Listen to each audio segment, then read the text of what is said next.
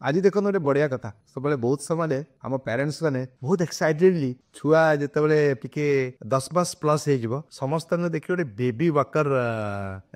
धरिकी आप आसे baby walker आने बेबी वाकर रे छुआ चलो चलवा शीघ्र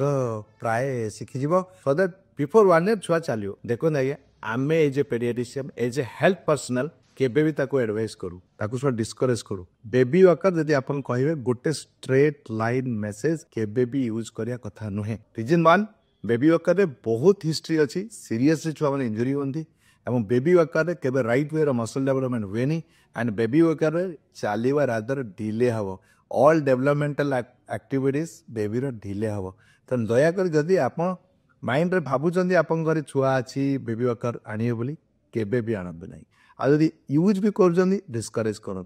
कहीं आप जानी ना केते सीरियस इंजुरी होकर आसनी छुआ बेबी वाकर जाकर बेले कांथर सीधा बाड़े मुंड बाड़े पड़ीजे पूरा बोन भांगी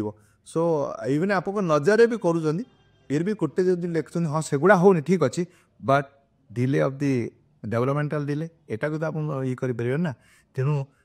एट द फाइनल